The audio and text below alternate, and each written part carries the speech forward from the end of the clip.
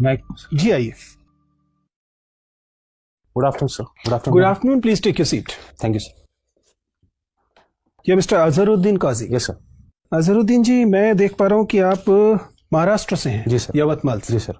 आपकी सारी पढ़ाई लिखाई महाराष्ट्र से ही हुई है? जी सर। सारी पढ़ाई लिखाई आपने लिखा है कि महाराष्ट्र से है। पुणे से आपने स्कूलिंग किया है और उसके बाद अमरावती विश्वविद्यालय से आपने बीकॉम किया है। सर मैंने स्कूलिंग भी यवतमाल से ही। यवतमाल से की जी है, ठीक है। पुणे बोर्ड है आपका? जी सर। तो ये आपने 2009 में किया था? जी सर। अब तो 11 साल हो गए हैं इस बात को। जी सर। क्या कर रहे हैं तब से? सर 2009 के बाद से ही मैं प्रिपरेशन में आया था। 2010 और 11 में मैंने 2 अटेम्प्ट्स दिए, लेकिन मैं क्वालिफाई नहीं कर पाया। तो 2012 में मुझे जॉब लेनी पड़ी। मैं कॉर्पोरेशन बैंक में एज ए मैनेजर ज्वाइन किया। उसके बाद 2018 तक मैं उसी पोजीशन पे रहा। 2018 के बाद दोबारा से मैं प्रिपरेशन में आया। आपने नौकरी छोड़ दी? जी सर। ऐसा आपने क्यों किया? आप एक रोजगार में थे। जी सर। और अब आप बेरोजगार हैं। जी सर। और आप बेरोजगार परीक्षा की तैयारी कर रहे हैं। आपकी उम्र 31 साल हो चुकी है। जी सर। क्यों आप अपने करियर के निर्णयों को लेकर इतना अनप्रेडिक्टेबल और गैर जिम्मेदार तरीके से क्यों कर रहे हैं? सर एक्चुअली मैं शुरू से क्लियर था कि सिविल सर्विसेज की ही तैयारी करनी है, लेकिन कुछ फाइनेंशियल रीजंस की वजह से मुझे जॉब में जाना पड़ा था। तो सर जब वो परिस्थितियाँ दुरुस्त हो गई, ठीक हो गई, तो फिर मैंने दोबारा निर्णय किया कि मुझे अटेम्प्ट करना चाहिए। और जॉब में रहते हुए मैंने 2017 का अटेम्प्ट दिया, लेकिन फिर से मैं क्लियर नहीं कर पाया क्योंकि सर बैंकिंग में मुझे छुट्टी नहीं मिल रही थी बैंक्स में। इस वजह से सर मैंने सोचा कि फुल फ्लेश तैयारी की जाए। देखिए, आप बता चुके हैं कि इसका मतलब आप कई अटेम्प्ट्स दे चुके हैं और उनमें आप लगातार असफल रहे हैं। जी सर। हम लोगों की जाहिर है कि आपको लेकर शुभकामनाएं ही होंगी, लेकिन मान लीजिए आपका चयन नहीं होता है, जिसकी संभावना ऐसा तो नहीं है कि कम है, क्योंकि इस तरह की परीक्षा ये है। उस स्थिति में आपके पास क्या विकल्प हैं? क्या करेंगे आप? सर उस बारे में तो मैंने सोचा नहीं है, लेकिन मैंने सोचा है कि अगर नहीं होता है तो मैं स्टेट गवर्नमेंट की जो एग्जाम है हमारी, 38 साल वहाँ पे उम्र है, तो मैं स्टेट सिविल सर्विसेज ट्राई करूँगा। संभव है कि आप वहाँ सफल हो जाएं, लेकिन कोई भी सामान्यतः ये बताएगा कि ये एक स्मार्ट करियर मूव नहीं है, एक वेल थॉट करियर मूव नहीं है। इसमें अनिश्चितता बहुत अधिक है। क्या इतने अनिश्चित और अव्याख्यायित निर्णय लेने वाले व्यक्ति को एडमिनिस्ट्रेटर बनाया जाना चाहिए? सर इसमें अनिश्चितता जरूर है, लेकिन सर देखिए, अभी तो आपके निर्णयों से आपका जीवन प्रभावित हो रहा है, तो आपके पास एकदम हक है ऐसे निर्णय लेने का। जी सर। लेकिन कल को अगर आपको प्रशासक बना दिया गया, जी सर, और आपके ऐसे ही अव्याख्यायित निर्णयों से पूरे जिले की या पूरे राज्य की या एक बहुत बड़ी आबादी की जीवन पर असर पड़ रहा होगा, तब तो ये निर्णय बहुत नुकसानदेह हो जाएंगे। सर मुझे लगता है मैं शुरू से क्लैरिटी थी मेरे अंदर सिविल सर्विसेज करने की, सिर्फ इस वजह से कि एक मुझे ब्रेक लेना पड़ा क्योंकि फाइनेंशियल आपने उर्दू साहित्य विषय क्यों लिया? आप तो बीकॉम से करके आए थे, कॉमर्स एंड अकाउंटेंसी विषय है, बैंकिंग में आप लगातार प्रैक्टिस में भी थे। जी सर। फिर आपने उर्दू साहित्य विषय क्यों लिया? सर कॉमर्स एंड अकाउंटेंसी किए हुए मुझे बहुत साल हो चुके थे। 2009 में। आप तो बैंकर थे ना, तो काम तो वही कर रहे थे। जी सर, बैंकिंग एक डिफरेंट स्ट्रीम है और कॉमर्स में हम डिफरेंट चीजें पढ़ते हैं, बैंकिंग उसका एक पार्ट है। लेकिन सर 2007 तक मेरा एजुकेशन जो है वो उर्दू मीडियम में हुआ है, तो मैं लैंग्वेज को जानता था और मेरा एक इंटरेस्ट भी उसमें था, इस वजह से मैंने उर्दू लिटरेचर ऑप्ट किया। मुझे बताइए कि उर्दू भाषा जो है वह 8th शेड्यूल में कब शामिल होती है? Sir Urdu language 8th schedule में शुरू से ही थी, जब कॉन्स्टिट्यूशन अडॉप्ट किया हमने तभी से। तो कोई तिथि होगी क्या? ये 26 जनवरी 50 से थी या 26 जनवरी 49 से थी या सितंबर 49 से थी? कब से थी? सर 8th शेड्यूल जो है वो तो कॉन्स्टिट्यूशन के फॉर्म होने के बाद आया, तो हम ये कह सकते हैं कि 1950 से 26 जनवरी 1950 से जब लागू हुआ कॉन्स्टिट्यूशन, तब से ये उसमें है। सारा कॉन्स्टिट्यूशन 26 जनवरी 1950 से लागू हुआ है या कुछ प्रावधान पहले लागू हो गए थे? जी सर, कुछ प्रावधान 26 नवंबर 1949 को भी हुए थे। अभी हाल में एक विवाद रहा है जिसमें रेलवे के कुछ बोर्ड्स पे उर्दू के स्थान पर संस्कृत में नाम लिखे जाने की बात हुई है। जी सर। क्या ये विवाद है और उर्दू से ऐसी क्या नाराजगी है जो जिसके चलते उर्दू हटा के संस्कृत में नाम लिखे जा रहे हैं, जबकि हिंदी में पहले से लिखे हुए हैं? सर ये नाराजगी का विषय तो नहीं है, उत्तराखंड की ये घटना है। उत्तराखंड में रेलवे स्टेशन के ऊपर में इंग्लिश हिंदी के अलावा उर्दू के अंदर में भी साइन बोर्ड्स और नाम लिखे हुए थे। चूंकि यूपी की एक ऑफिशियल लैंग्वेज थी उर्दू, इस और उत्तराखंड जो है स्टवाइल यूपी का पार्ट था, इस वजह से वहाँ पे उर्दू लिखी हुई थी। लेकिन जब उत्तराखंड एक सेपरेट स्टेट बन गया तो वहाँ पर उर्दू को सेकंड ऑफिशियल लैंग्वेज का दर्जा नहीं रहा, और उसके बाद से लेकिन फिर भी उर्दू जो है कंटिन्यू हुई। अभी रिसेंटली गवर्नमेंट ने डिसीजन लिया है कि उर्दू चूंकि सेकंड लैंग्वेज नहीं है, संस्कृत वहाँ की है, तो उर्दू को हटा के संस्कृत में। संस्कृत और हिंदी में नाम तो एक ही होगा, फिर ये अलग अलग कैसे कहा जा रहा है? जी सर, लिखने में तो एक ही होगा। फिर क्या हिंदी में 2 बार? लेकिन सर लैंग्वेज दोनों अलग अलग है, संस्कृत अलग लैंग्वेज है, हिंदी। प्रॉपर नाउन में लैंग्वेज अलग कैसे होती है? आप तो भाषा के विद्यार्थी हैं, बताइए। सर क्या देहरादून को देहरादूनम का है क्या कहने लगेंगे संस्कृत में? सर संस्कृत में क्या कहेंगे वो तो मुझे नहीं पता। प्रॉपर नाउन तो वही रहता है ना? जी सर, प्रॉपर नाउन वही रहेगा। चलिए। आप महाराष्ट्र के पूर्वी हिस्से से आते हैं जी basically। सर। वहाँ किस तरह की समस्याएं हैं? सर मैं महाराष्ट्र के पूरब में जो विदर्भ का इलाका है वहां से आता हूँ। वहां पर सोशियो इकोनॉमिक इंडिकेटर्स जो है वो बहुत ज्यादा लो है और लैक ऑफ डेवलपमेंट एक बड़ी समस्या है। किसानों से संबंधित क्या समस्या है? सर किसानों की से संबंधित समस्याएं ये है कि विदर्भ को जो है, विदर्भ में सबसे ज्यादा फार्मर सुसाइड की खबरें हमारे यहाँ पे देश में आती है और ये समस्या रूरल इंडेंटेडनेस की वजह से, क्रॉप फेल्योर की वजह से बहुत ज्यादा है। फार्मर्स के अंदर में काफी डिस्ट्रेस रहता है जिसकी वजह से वो एक्सट्रीम कदम उठा लेते हैं। ठीक है, आप ऑर्गेनाइज्ड बैंकिंग सेक्टर में लगभग 6 साल काम किए। जी सर। और किसानों की जो आत्महत्या हो रही, कहीं ना कहीं उसमें जो अनऑर्गेनाइज्ड कह लीजिए बैंकिंग सेक्टर है, जी सर, वो भी बहुत हद तक जिम्मेदार है। जी सर। ठीक है, काफी अधिक इंटरेस्ट रेट पे उनको वो देना, मतलब जी सर। नहीं लगता कि सरकार को बहुत स्ट्रिक्ट होकर इन सबको बंद करवा देना चाहिए या इनके खिलाफ एक स्ट्रिक्ट एक्शन करना चाहिए? जी सर। आपको क्या लगता है? सर जहां तक इलीगल मनी लेंडिंग का सवाल है, प्राइवेट मनी लेंडिंग चूंकि लीगल भी है, उसके लाइसेंसेस भी होते हैं। जो लीगल है वो तो अपनी जगह सही है, लेकिन जो इलीगल मनी लेंडिंग है उसको जरूर सरकार ने उसके ऊपर कदम उठाना चाहिए। लेकिन साथ ही जो इंस्टीट्यूशनल सोर्सेज ऑफ लेंडिंग है उसका आउटरीच बढ़ाना चाहिए। कहीं ना कहीं ये रिफ्लेक्ट होता है कि हमने इंस्टीट्यूशनल बैंकिंग को बहुत ज्यादा वहां पे उसका पेनिट्रेशन नहीं हुआ है और इसीलिए लोग जो है उसका फायदा नहीं उठा पा रहे हैं। दूसरे सर जो प्रोसीजरल जो डिफिकल्टीज है बैंक लोन लेने के अंदर में, तो लोगों को जनरली ये लगता है कि बैंक्स के अंदर में बहुत ज्यादा डॉक्यूमेंट्स रिक्वायर्ड है, बहुत ज्यादा कम्बरसम प्रोसेस है क्रेडिट का। इस वजह से वो प्राइवेट मनी लेंडर्स के पास जाते हैं जहां पे आसान तरीकों से उनको लोन मिल जाता है। तो सर ये कदम उठाने की जरूरत है कि हम बैंकिंग का जो पेनिट्रेशन है रूरल एरियाज में खास करके वो बढ़ाए और जो प्रोसीजर्स है लोगों को उसमें इजीनेस लाए। चलिए, उर्दू साहित्य आप पढ़ते हैं, भारत में उर्दू कैसे आई, मतलब कुछ बताइए इसके इतिहास के बारे में हमें। सर 12वीं सदी के आखिर में उर्दू दिल्ली के अतराफ में, इसकी जन्मभूमि दिल्ली के अतराफ बताई जाती है, दिल्ली शहर उसके अतराफ में। यहाँ खड़ी बोली राइज थी उस वक्त, खड़ी बोली बोली जाती थी और खड़ी बोली के अंदर में अरबी और फारसी और तुर्की अल्फाज जो है, जो बाहर से मुस्लिम्स आए थे यहाँ पे, वो जो जबानें बोलते थे, उन जबानों के अल्फाज जब खड़ी बोली के अंदर में मिलना शुरू हुए तो एक नई जबान तैयार हुई जिसको शुरू में अलग अलग नामों से पुकारा गया। उसे हिंदी भी कहा गया, हिंदवी भी कहा गया, दहलवी भी कहा गया और उसके बाद में जो है 19वीं सदी में इसका नाम उर्दू पड़ा। 19वीं सदी में? 19वीं सदी में इसका नाम उर्दू पड़ा। अच्छा, 19वीं सदी में सबसे ज्यादा डेवलपमेंट किसके समय हुआ उर्दू का? कोई ऐसा रूलर था क्या 19वीं सदी में? 19वीं सदी में रूलर बहादुर शाह जफर थे। वो खुद भी एक शायर थे और उनके ज़माने में बड़े शायर भी गुजरे हैं जिसकी वजह से उर्दू का काफ़ी डेवलपमेंट हुआ। इनफैक्ट 19वीं सदी का जो निस्फ है, जो यानी 1850s का जो दौर है, वो उर्दू का सुनहरा दौर माना जाता है क्योंकि इस दौर में गालिब और ज़ौक़ जैसे बड़े पाए के शायर भी यहाँ मौजूद थे। अच्छा, अभी एक कंट्रोवर्सी हुई फैज़ अहमद फैज़ के कुछ उसको लेकर, इसके बारे में आपका क्या सोचना है? सर कंट्रोवर्सी को लेकर? हाँ बिल्कुल सर, फैज अहमद फैज की जो पूरी शायरी है वो एक तरह की रेसिस्टेंस पोएट्री है उनकी और सियासी शायरी भी उन्होंने की है। हाँ। और जो रिसेंट कंट्रोवर्सी हुई है वो शेर उनकी एक नज़म के इंटरप्रिटेशन को लेकर हुई आइडिया है, मतलब आप क्या सोचते हैं इस पे? सर इसमें मेरी सोच ये है कि किसी भी शायर की पोएट्री को समझने के लिए उसके ज़माने और उसके जहन को समझना बहुत ज़रूरी है। हम एक नज़म का लिटरल मीनिंग ना लेते हुए उसको ये देखना चाहिए कि शायर ने किस कंटेक्स्ट में वो बात कही है और शायर की पूरी पोएट्री का जो मजमून है वो क्या है। ठीक है, एक अंतिम सवाल मेरा आप बता दीजिए कि अभी सर जैसा पूछ रहे थे कि नाम बदला जा रहा है कई जगह, जैसे इलाहाबाद को प्रयागराज कर दिया गया, ऐसे कई जगह नाम बदले जा रहे हैं। जी सर। ठीक है, आप कहाँ तक उचित समझते हैं, क्या ऐसा किया जाना चाहिए? सर जहाँ तक नाम बदलने का सवाल है तो नाम ये पहली बार ऐसा नहीं हुआ है कि नाम बदले जा रहे हैं। हर जमाने में नाम बदलते रहे हैं, पॉपुलर रूलर्स ने नाम बदले हैं और लोगों की जब पॉपुलर डिमांड होती है तो ऐसा रूलर्स करते हैं, ऐसा गवर्नमेंट्स ने किया है। सर मेरी इसमें राय ये है कि जो इसका दूसरा पहलू है, जो एडमिनिस्ट्रेटिव एक्सपेंसेस इसके अंदर में इन्वॉल्व है, कहीं ना कहीं उनको भी सोचा जाना चाहिए। ठीक, thank you. Azharuddin ji sir, ये बताइए कि आपकी 3 क्वालिटी कौन कौन सी है जिसकी वजह से आईएएस बनना चाहिए? सर चूंकि मैं स्पोर्ट्स बैकग्राउंड का रहा हूं तो एक टीम वर्क और परसिवरेंस, मैं काफ़ी समय से तैयारी में हूं। तीसरी चीज़ सर कंपैशन। बहुत समय से आप तैयारी में लगे हुए हैं। जी सर। तो इसको आप गुड मानते हैं या दोष मानते हैं? सर ये गुड और बैड के टर्म्स में तो मैं कैटेगराइज नहीं कर पाऊंगा। मैं क्यों नहीं कर पाएंगे? क्योंकि आपका मामला है, किसी और का मामला होता तो कैटेगराइज कर पाते आसानी से। नहीं सर, किसी भी चीज को कैटेगराइज करने से पहले उसके पीछे की वजह जानना बहुत जरूरी है। तो मेरा ये मानना है कि अगर किसी चीज में मुझे टाइम लग रहा है और उसके बावजूद मैं अगर उस चीज को परसू कर रहा हूं तो ये मेरे लिए गुड है।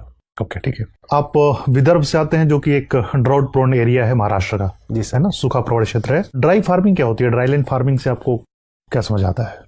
सर ड्राईलैंड फार्मिंग जो हमारे जो रेनफेड एरियाज है, जहाँ पर इरिगेशन की फैसिलिटीज़ नहीं है, उन एरियाज में जो फार्मिंग होती है उन्हें हम ड्राईलैंड फार्मिंग कहते हैं। जहाँ पे रेनफॉल बहुत कम होती है, कुछ 100 सेंटीमीटर के नीचे, अगर टेक्निकल डेफिनेशन पे जाए, और वहाँ पे इस तरह की क्रॉप्स उगाई जाती है जो जिसमें ज़्यादा पानी की खपत ना हो। जैसे कि सर जो हमारे पल्सेस है, बाजरा है, रागी है, इस तरह की जो क्रॉप्स है। लेकिन आप ही के पास एक डिस्ट्रिक्ट है नागपुर, उसके संतरे बड़े प्रसिद्ध हैं जी। ऐसी कौन सी कंडीशन, यावतमाल से नागपुर की कौन सी कंडीशन ऐसी है जो डिफरेंट है, जिसकी वजह से नागपुर में संतरों का न केवल उत्पादन होता है बल्कि भारत के सबसे बेस्ट क्वालिटी के संतरे होते हैं? जी सर, एक्चुअली विदर्भा की ये जो डिस्ट्रिक्ट है, यवतमाल मेरा डिस्ट्रिक्ट और नागपुर डिस्ट्रिक्ट, यहाँ पे पानी की समस्या बहुत ज़्यादा नहीं है। यहाँ पे रेनफॉल जो है वो 100 सेंटीमीटर से ज़्यादा होती है। मसला यहाँ पे स्टोरेज का है। यहाँ पे इरिगेशन फैसिलिटी और स्टोरेज फैसिलिटीज अवेलेबल नहीं है। और नागपुर क्योंकि थोड़ा प्लेन रीजन में आता है, तो वहाँ पे पानी की बहुत ज़्यादा कमी नहीं होती, इस वजह से वहाँ पे हॉर्टिकल्चरल क्रॉप्स बहुत ज़्यादा होती है। ठीक है। यावतमाल प्लेन एरिया क्यों नहीं है? सर यवतमाल जो है वो हिली एरिया रहा है और ब्रिटिश टाइम से इसे एक हिल स्टेशन में कैटेगराइज किया गया। कौन सा हिल है वहाँ पे? सर सतमाला हिल का पार्ट है। सतमाला हिल्स की जो चेन आ रही है वो नॉर्थन महाराष्ट्र में, वो उसी का पार्ट है यवतमाल। सतमाला के अलावा और कौन कौन से डेक्कन प्लेटों पे हिल चेन है? सर अजंता है। इनको उत्तर से दक्षिण की ओर आप क्रमानुसार सजा सकते हैं क्या? डेक्कन में सर?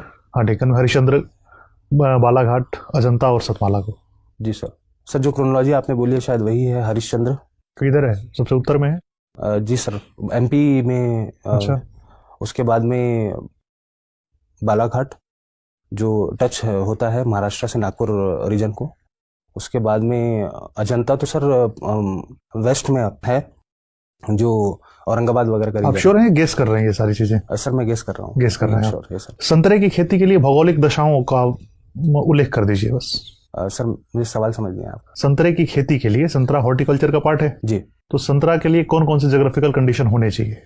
सर संतरे की खेती के लिए बेसिकली ट्रॉपिकल रीजन होना चाहिए, ट्रॉपिकल क्लाइमेट होना चाहिए। वो तो ठीक है, कंडीशन टेम्परेचर कितना होना चाहिए, वर्षा कितनी होनी चाहिए, मिट्टी कैसी होनी चाहिए? सर टेम्परेचर जो है 20 से 30 डिग्री सेल्सियस के दरमियान होना चाहिए, और रेनफॉल जो है वो 100 to 150 सेंटीमीटर वहाँ पे होनी चाहिए। ठीक है। और मिट्टी तो सर क्योंकि डेक्कन में ज़्यादातर काली मिट्टी पाई जाती है, रिगर्ड सॉइल पाई जाती है, तो मैं तो क्या कारण है कि संतरा केवल नागपुर में उगाया जाता है, देश के किसी अन्य क्षेत्र में इतनी व्यापक खेती नहीं होती इसकी? सर यही एक कारण हो सकता है कि जो क्लाइमेटिक कंडीशंस है वो संतरे के लिए वहाँ पे बहुत ज़्यादा सूटेबल तो ये तो कंडीशन जो वर्षा और टेम्परेचर बता रहे हैं देश के बहुत सारे भागों में पाई जाती है। हमारे देश की विशेषता यही है। 100 सेंटीमीटर वर्षा, 18 से 20 डिग्री टेम्परेचर। जी सर। देश का बहुत बड़ा हिस्सा था इस क्लाइमेटिक कंडीशन में। सॉरी सर, रिकॉल नहीं कर पा रहा हूँ। अच्छा ठीक है। विदर्भ से हैं आप, विदर्भ का क्या मतलब है? मैम विदर्भ का जो नाम है वो एक पुरानी रियासत पे मबनी है। मतलब विदर्भ जो है उसका उल्लेख महाभारत और रामायण में भी रहा है। ये एक सल्तनत हुआ करती थी विदर्भ, वहीं से इसका नाम आया। क्या मध्य प्रदेश के कुछ जिले विदर्भ में आते हैं? जी मैम, विदर्भ। जब हम विदर्भ कहते हैं, क्या आप महाराष्ट्र का ही हिस्सा लेंगे या महाराष्ट्र के ही जिले देखेंगे, या विदर्भ में मध्य प्रदेश के भी कुछ जिले हैं? मैम एक महाविदर्भ एक टर्मिनोलॉजी है जिसके अंदर में महाराष्ट्र के और महाराष्ट्र का प्रेजेंट विदर्भ और एमपी के कुछ जिले आते हैं जो लगे हुए हैं विदर्भ से, महाराष्ट्र के विदर्भ से वो, लेकिन उसे हम महाविदर्भ कहते हैं। और विदर्भ की जो टर्मिनोलॉजी है वो सिर्फ और सिर्फ हम महाराष्ट्र के कंटेक्स्ट में इस्तेमाल करते हैं। आपने कहा कि महाराष्ट्र में और स्पेशली आपके एरिया में पानी की इतनी समस्या नहीं है जी। फिर भी क्या मूल कारण समझते हैं कि विदर्भ में ही सबसे ज्यादा किसानों ने आत्महत्या की? मैम वही इरिगेशन फैसिलिटीज़ वहाँ पर नहीं है, जो इंफ्रास्ट्रक्चर होना चाहिए खेती के लिए वो सारी चीज़ें नहीं है। दूसरा एक रीज़न ये है कि वहाँ पर कैश क्रॉप्स उगाई जाती है। फार्मर्स जो है वो बेसिकली कॉटन उगाते हैं, और जब कॉटन और रूरल इंडिपेंडेंस बहुत ज़्यादा है, और कॉटन जब फेल हो जाती है और वो लोग जब रिपे नहीं कर पाते मनी लेंडर्स को, तो एक तरह का डिस्ट्रेस फार्मर्स के अंदर में डेवलप हो जाता है, जिसकी वजह से वो आत्महत्या कर लेते हैं। बीटी क्रॉप सुना है आपने? जी। What are BT crops? क्या है BT crops? Biotechnologically developed seed है कॉटन का। तो BT stand for biotechnology? No ma'am, BT stands for bacillus thuringiensis। It's a ये जेनेटिकली मॉडिफाइड एक प्लांट है, बीटी कॉटन। आपने कहा बैसिलस, बैसिलस एक प्लांट है या कोई और जीव है? बैसिलस तो मैम एक बैक्टीरिया है। बैक्टीरिया है और इसको प्लांट में यूज किया यूज किया जाता है, जेनेटिकली तो आप मॉडिफाई किया कुछ जाता बीटी क्रॉप्स के नाम बताइए। है। मैम बेटी ब्रिंजल है और बेटी मस्टर्ड, अभी हाल ही में बेटी मस्टर्ड का भी नाम मुझे लगता था कि आप सबसे पहले बीटी कॉटन कहेंगे। मैम बेटी कॉटन तो आप कह चुकी थी। अच्छा, आप भी कह सकते थे उसको। ये बताइए कि बीटी क्रॉप क्यों फेल है, क्यों उसका इतनी नहीं अभी बैन है इंडिया में, बंद कर दिया गया है? नहीं मैम, बेटी कॉटन को बैन नहीं किया गया है। एक एसटीबीटी वैरायटी है जिसको, जो अनअप्रूव्ड वैरायटी है, जेनेटिक इंजीनियरिंग अप्रूवल कमेटी जो है उसने उसको अप्रूव नहीं किया है। तो क्या विदर्भ में बीटी कॉटन उगाई जा रही है? जी मैम। फिर भी फार्मर्स सुसाइड कर रहे हैं जी इसके मैम। बावजूद। जी मैम। तो आपको लगता है बीटी कॉटन सेफ है? मैम बेटी कॉटन तो सेफ है, उसकी यील्ड भी अच्छी खासी है, लेकिन उसमें कुछ इश्यूज अभी जो हमारे सामने आ रहे हैं कि पहले जैसे कहा जाता था कि BT cotton paste resistant crop है, लेकिन हाल ही के अंदर में जैसे पिंक बॉलवर्म अटैक वगैरह भी उसके ऊपर में हुआ है, तो उसकी जो इफिकेसी है बीटी कॉटन की, उसके ऊपर में सवालिया निशान एक तरह का है। जब किसान एक बीटी कॉटन क्रॉप या कोई और भी क्रॉप ग्रो करता है तो आपको लगता है कि किसान से इसको ज़्यादा फायदा है या वो कंपनियां जो इनके सीड्स बेच रही हैं उनको फायदा है? मैम इस तरह की सीड यूज करने से फायदा तो दोनों को है, कंपनी को फायदा भी है और किसान को भी फायदा है। कंपनी को फायदा इसलिए है क्योंकि जहां तक जेनेटिकली मॉडिफाइड क्रॉप्स का सवाल है तो इसके ऊपर में एक मोनोपोली है, जो मॉन्सेंटो कंपनी है अमेरिका की, सिर्फ वही इस तरह के सीड्स जो है मार्केट में फिलहाल बेच रही है। और फार्मर को ये फायदा है कि उसकी जो यील्ड है और जो पेस्ट से जो बचाव है उसका, तो उसमें उसका प्रोडक्शन बढ़ जाएगा। आपको नहीं लगता जब हम वाइल्ड सीड संचय करके रखते हैं तो उनमें भी कई बार म्यूटेशन होता है, वो भी रेजिस्टेंट वैरायटी शो कर सकते हैं अगेंस्ट पेस्ट, कि हमें फिर मॉन्सेंटो की जरूरत ही ना पड़े? तो आप किसके फेवर में हैं? किसान वाइल्ड सीड को संचय करके रखे या मॉन्सेंटो जैसे जेनेटिकली मॉडिफाइड क्रॉप को यूज करे? मॉन्सेंटो ने इतना सीड प्रोवाइड करा है, मॉडिफाइड क्रॉप्स हैं, फिर भी किसान संतुष्ट नहीं है। जी मैम। तो आप एक किसान को क्या सलाह देना चाहेंगे? मैम चूंकि जेनेटिकली मॉडिफाइड जो क्रॉप है उसकी यील्ड ज़्यादा अच्छी है और फार्मर्स की इनकम उससे काफ़ी इंक्रीज हुई है, इस वजह से मैं सलाह यही देना चाहूँगा कि बीटी कॉटन को इस्तेमाल किया जाए, लेकिन उसके अंदर जो ड्रॉबैक्स है, जो हाल ही के अंदर में जो पेस्ट रेसिस्टेंस उसके अंदर में जो पेस्ट का जो अटैक उसके ऊपर में हो रहा है और रेसिस्टेंस खत्म हो रहा है, तो उसके अंदर में सुधार लाने की ज़रूरत है। और साथ ही ये जो बीटी का जो मार्केट है जो जेनेटिकली तो मतलब उस सुधार के लिए किसान इंतजार करे? नहीं मैम, किसान तो उस चीज़ के लिए इंतजार नहीं कर सकता, लेकिन शॉर्ट टर्म के अंदर में अगर उसको अपने रेवेन्यूज इंक्रीज करना है तो उसके पास इसके अलावा कोई ऑप्शन भी नजर नहीं आता, क्योंकि इसमें उसकी इनपुट कॉस्ट काफ़ी कम हो जाती है। हजरुद्दीन, आपने अपनी हॉबीज इंटरेस्ट में लिखा है वॉचिंग वेब सीरीज, कौन सी है आपकी फेवरेट? मैम रिसेंटली मैंने एक rise of the empires Ottomans series देखी है, वो मेरी फेवरेट। ठीक है, ये वेब सीरीज जो है एक जिन एप्स पे आती हैं उनको एक पर्टिकुलर टर्मिनोलॉजी के साथ बुलाया जाता है। जी मैम। क्या है वो?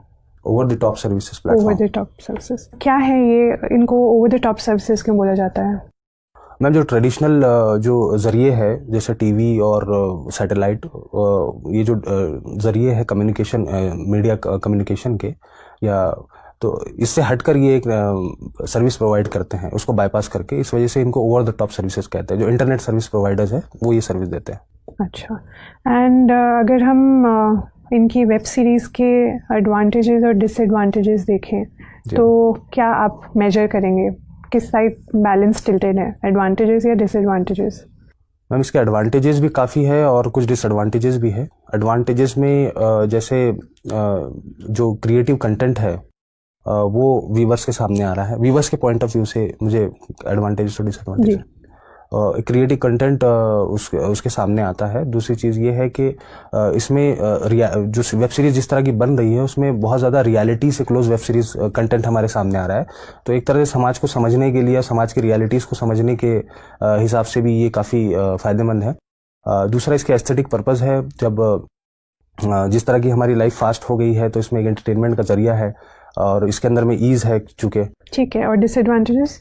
डिसएडवांटेजेस मैम इसमें ये है, बेसिकली यूथ्स के लिए ये है कि बहुत ज़्यादा कुछ सीरीज़ के अंदर में, इसके अंदर में वायलेंस और अब्यूजिव लैंग्वेज और न्यूडिटी को लेकर डिसएडवांटेजेस है। दूसरी चीज़ ये है कि ये एक तरह की सोशल बिंजिंग जो होती है, इसके साइकोलॉजिकल प्रॉब्लम्स हो रहे हैं, यानी मल्टीपल एपिसोड जो है एक सिटिंग में देखने की वजह से डिप्रेशन और कई तरह की बीमारियां, साइकोलॉजिकल बीमारियां भी इससे होती हैं। ठीक है, आपने बोला कि कंटेंट जो है वो नेगेटिवली इम्पैक्ट कर सकता है यूथ को, तो इसके रेगुलेशन कौन करता है कंटेंट का? मैम, इसके रेगुलेशन के लिए कोई एक्सटर्नल एजेंसी तो नहीं है, ये सेल्फ रेगुलेशन पे बेस्ड है। ओके। आप कॉर्पोरेशन बैंक में काम कर चुके हैं। जी मैम। मुझे बताइए, कॉर्पोरेशन बैंक नेशनलाइज कब हुआ था? मैम, कॉर्पोरेशन बैंक नेशनलाइज हुआ 1980 में। 1980 में। जी। एंड आपको लगता है the nationalisation was a good step, एक कामयाब रहा वो? जी मैम। मैम, एक्चुअली जिस वक्त नेशनलाइजेशन किया गया था उस वक्त जो मोटिव्स थे नेशनलाइजेशन के वो ये थे कि बैंकिंग का जो आउटरीच है वो ज़्यादा से ज़्यादा लोगों तक पहुँचे, जिसे हम फाइनेंशियल इंक्लूजन कहते हैं। और फाइनेंशियल इंक्लूजन के पॉइंट ऑफ व्यू से ये एक अच्छा कदम रहा था। दूसरा ये था कि हमारे जो सेक्टर्स थे, कुछ सेक्टर्स ऐसे थे जिन्हें हैंड होल्डिंग की ज़रूरत थी, तो चूंकि नेशनलाइज बैंक का one of the objective socio economic welfare भी है, इस वजह से भी उनका उस एस्पेक्ट से भी नेशनलाइजेशन बहुत ज़रूरी था। जैसे एमएसएमईज में और एग्रीकल्चर में जो हमने क्रेडिट सपोर्ट दिया है, शायद हम प्राइवेट बैंक्स की मदद से उतना सपोर्ट उसको नहीं दे पाते। राइट। मुझे बताइए, अगर यूएस, रशिया और चाइना में प्रायोरिटाइज, मतलब एक रैंकिंग देनी हो कि इंडिया की फॉरेन पॉलिसी का फोकस और प्रेफरेंस किसको होनी चाहिए, रैंकिंग अगर आप दे सकते हैं तो, US, Russia and China. Ma'am, foreign policy जो हमारी होती है उसका बेसिक ऑब्जेक्टिव स्ट्रेटेजिक इंटरेस्ट होता है, तो इसमें रैंक देना मेरे हिसाब से मुनासिब नहीं होगा।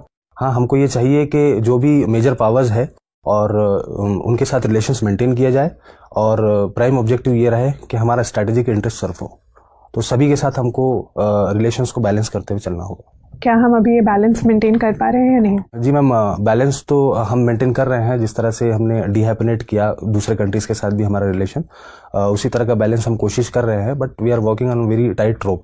जो ट्रेडिशनल हमारे जो रशिया जो हमारा ट्रेडिशनल लाई रहा है और उससे कहीं ना कहीं थोड़े बहुत रिलेशंस हमारे अभी पीछे गए हैं और हम अमेरिका की तरफ हमारा झुकाव कुछ अभी रिसेंट टाइम्स में ज़्यादा हुआ है, लेकिन फिर भी हम डिफेंस टाइज और अदर टाइज, टेक्नोलॉजिकल टाइज जो है रशिया से मेंटेन किए हुए हैं और बैलेंस कर रहे हैं। ठीक है, मेरा आखिरी सवाल आपसे कि एक टर्म यूज़ होता है, उसको बोलते हैं फतवा पॉलिटिक्स। फतवा पॉलिटिक्स क्या है ये? मैं मुझे फतवा तो पता है, फतवा पॉलिटिक्स किस? मे बी कभी जब मतलब एक रिलीजियस इंस्टीट्यूशन के थ्रू पॉलिटिकली इंस्पायर्ड फतवाज इशू करे जाते हैं, उसकी प्रैक्टिस। Thank you. तो क्या आपको लगता है कि हाँ ये प्रेवलेंट है या ये नहीं है प्रेवलेंट? इस तरह की चीज़ तो मैंने कभी सुनी नहीं है, तो नहीं, ये सुना है आपने कि पॉलिटिकली इंस्पायर्ड फतवाज इशू करे जाते हैं इमाम्स के द्वारा? नहीं मैम, सुना नहीं। ये नहीं सुना है। ठीक है, मुझे बताइए कि मुस्लिम विमेन जो हैं उनका स्टेटस कम्युनिटी में कैसा देखा जाता है? मैम, कम्युनिटी में मुस्लिम वुमेन का जो स्टेटस है वो इक्वल ट्रीट किया जाता है, इक्वालिटी वाला स्टेटस है। और रिसेंट टाइम्स में इसकी झलक हम जो डिफरेंट प्रोटेस्ट हो रहे हैं कंट्रीज के अंदर में, जिसमें leading role Muslim women play कर रही है, उसमें भी हम देख सकते हैं कि जो एक इमेज बनी हुई थी मुस्लिम वुमेन की कि उनको घर में रखा जाता है, उनको पर्दे में रखा जाता है और उनको इक्वल ट्रीटमेंट नहीं दिया जाता है, तो वो जो एक नेगेटिव इमेज थी वो कहीं ना कहीं दुरुस्त हुई है। ठीक है, तो आप कह रहे हैं वो एक इमेज ही थी जो अब ब्रेक हो गई। Thank you. Okay, Azharuddin. Yes sir. मैं देख पा रहा हूँ कि आप का जो रेफ है वो सजेस्ट कर रहा है कि आपने हिंदी में काफ़ी काम किया है और आपको हिंदी में आपने स्पेशल सर्टिफिकेट भी लिया है, यानी आपके पास हिंदी की भी एकेडमिक क्वालिफिकेशंस हैं। सर, एकेडमिक तो नहीं, वो एक कोविड सर्टिफिकेट कोर्स मैंने किया था जब मैं 7th क्लास में था। जो कोविड सर्टिफिकेट होता है वो मिडिल क्लास के इक्विवेलेंट सर्टिफिकेट माना जाता है। 12th क्लास के इक्विवेलेंट। तो अगर आप 7th क्लास में थे और 12th क्लास के एग्जाम दे रहे थे, तो इसका मतलब आपकी हिंदी अच्छी रही होगी। सर, उस वक्त तो मुझे शऊर नहीं था कि मैं कौन सा एग्जाम लिख रहा हूँ, क्योंकि स्कूल में सारे कंपटीशन में मैं पार्टिसिपेट करता था, तो मैं इसमें भी कर लिया था। मुझे बताइए कि हिंदी और उर्दू की जब हम तुलना करते हैं तो एक कंटेंशियस इशू जो है वो नुक्तों का आता है कि आमतौर पर हिंदी के लोगों का आरोप है कि जो ध्वनियाँ उर्दू से आती हैं जी, उर्दू के लोगों की ये जिद रहती है कि उन पर उनको उसी उच्चारण के साथ बोला जाए जिस उच्चारण में वो उर्दू में बोले जाते हैं। जी। जबकि अन्य भाषाओं से जब शब्द आते हैं तो हिंदी पर ऐसा कोई अपेक्षा नहीं रखी जाती है। अंग्रेजी से आते हैं या दूसरी भाषाओं से आते हैं, तो हिंदी अपनी भाषा के हिसाब से बोलती है। आपको क्या लगता है कि उस बायसनेस से दूर होकर आप बता सकते हैं कि क्या हिंदी को उर्दू की ध्वनियों के साथ नुक्ते लगाने की आदत छोड़ देना चाहिए अपने विकास के लिए, या ये उर्दू का जो की जिद है उसके आगे झुकना चाहिए? सर एक्चुअली अगर देखा जाए तो हिंदी उर्दू जबान में कोई डिफरेंस नहीं है, सिर्फ स्क्रिप्ट में डिफरेंसेस है। और स्क्रिप्ट में चूंकि उर्दू में कुछ ऐसे अल्फाज है जो अरबी, फारसी और दूसरी जबानों से आए, जो बाहर की जबानें हैं, इस वजह से जो नुक्ते हैं वो कुछ अलग है। जैसे जाहिद ज वाली जो आवाज़ है वो हिंदी में नहीं है, इस वजह से उसको जब हिंदी में लिखते हैं तो ज इस्तेमाल होता है, लेकिन हिंदी में जैसा आपने ठीक फरमाया कि ज के नीचे नुक्ता लगा दिया जाता है तो वो ज की आवाज़ बन जाती है। तो इस तरह का है। लेकिन सर दोनों ज़बानों के डेवलपमेंट के लिए ये ज़रूरी है कि ज़बान के अंदर में आपस में जो है वो मेल जोल बरकरार रहे, और अगर दोनों स्क्रिप्ट अलग अलग है तो उसमें कोई दिक्कत नहीं है, ज़बान एक रहे। अच्छा, एक चीज़ बताइए, आप तो खिलाड़ी भी हैं, आप लगातार खेल में सक्रिय रहे हैं। हाल में भारत की कबड्डी टीम को लेकर काफ़ी विवाद रहा है कि वह बिना अनुमति के पाकिस्तान चली गई, और भारत की सरकार ने इस बात पर खेल संघ से आपत्ति दर्ज की है और खेल संघ ने पाकिस्तान से आपत्ति दर्ज की है, लेकिन पाकिस्तान में वह कबड्डी की टीम फिर भी भारतीय टीम की तरह शामिल हुई है। क्या विवाद है और आपको क्या लगता है कि ऐसा क्यों हो पाया कि भारत की एक टीम विदेश चली गई और भारतीय लोगों को पता भी नहीं लगा? सर मैंने इसके बारे में सुना नहीं है। चलिए कोई बात नहीं, मुझे आपसे बात करके अच्छा लगा, आप जा सकते हैं। Thank you sir, thank you.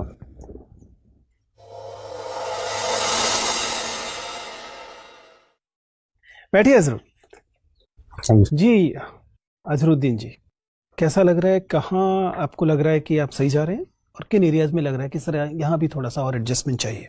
Sir एक तो कॉन्फिडेंस की कमी लगी मुझे, और जो करंट अफेयर्स में आपने कुछ इश्यूज बताए उर्दू से रिलेटेड, जो अभी आखिरी सवाल था उसमें मुझे लगा कि मैं शायद अच्छा जवाब नहीं दे पाया। अजहरुद्दीन, आपके विषय में हम लोगों ने जो इंटरव्यू के बाद आपके आपस में चर्चा की है, कुछ चीज़ें इंटरेस्टिंग निकल कर आ रही है। देखिए, आपका इंटरव्यू साधारण इंटरव्यू नहीं होगा जी। आपको इंटरव्यू के बारे में थोड़ा सा एक पूर्व राय बना लेनी चाहिए कि आपका इंटरव्यू साधारण औसत इंटरव्यू जैसा नहीं जाएगा। इसके कई कारण हैं, ठीक है ना।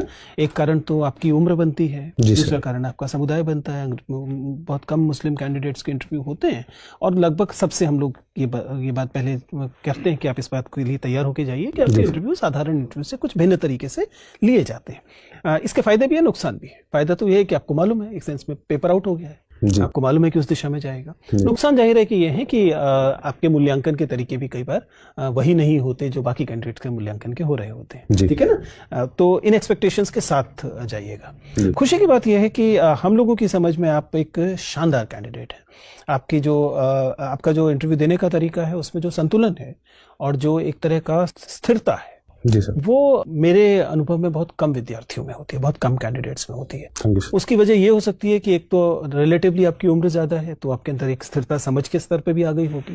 दूसरा, तैयारी के स्तर पर भी शायद बाकी लोगों से बेहतर स्थिति होने की वजह से स्थिरता है। और बोर्ड मेंबर्स को जल्दी ही आप इम्प्रेस करेंगे, क्योंकि बोर्ड मेंबर्स सामान्य कैंडिडेट्स में वो चीज़ नहीं देखते हैं। आत्मविश्वास आपको लग रहा है कम है, लेकिन ऐसा कोई बहुत इंटरव्यू में रिफ्लेक्ट नहीं हो रहा है। जी सर। आपके बैठने के तरीके में नहीं हो रहा है, आपका बैठना सही है, आपका voice level by and large ठीक है, आपकी हिंदी अंग्रेजी दोनों में अच्छी पकड़ है, बल्कि आप हिंदी के अच्छे कैंडिडेट की तरह हैं। मुझे नहीं पता कि वहाँ आपको उर्दू कहने से कोई फर्क पड़ेगा कि नहीं, आप हिंदी में भी इंटरव्यू दे सकते हैं और दे ही रहे होंगे। In fact there is no point getting a interpreter from Urdu to Hindi, कोई लॉजिक नहीं है उस बात का, ठीक है ना। हैंड मूवमेंट आपका रेस्ट्रिक्टेड है, आई कॉन्टैक्ट आपका अच्छा है, फ्लो आपका अच्छा है, आपकी अंदर एक तरह का जो पॉजिटिव आपके इंटरव्यू की सबसे मजेदार बात है वो एक परफॉर्मेंस कंसिस्टेंसी है। नॉर्मली हम लोग कैंडिडेट्स को की परफॉर्मेंस को डिप करते हुए देखते हैं, रेयर कैंडिडेट में इससे ऊपर जाते हुए भी देखते हैं। मैं आपके साथ ये दावा तो नहीं कर सकता कि वो ऊपर जा रही है, लेकिन आप कंसिस्टेंट हैं अपने through the interview, which is a positive thing and you must maintain that, ठीक है ना। उसे आपको बना के रखना है। एनालिसिस भी आपका अच्छा है, ऊर्जा भी आपके अंदर बाय एंड लार्ज ठीक है। अब चैलेंजेस कहाँ हैं? चैलेंजेस कम्युनिकेशन में नहीं है, चैलेंजेस दो फ्रंट पर है।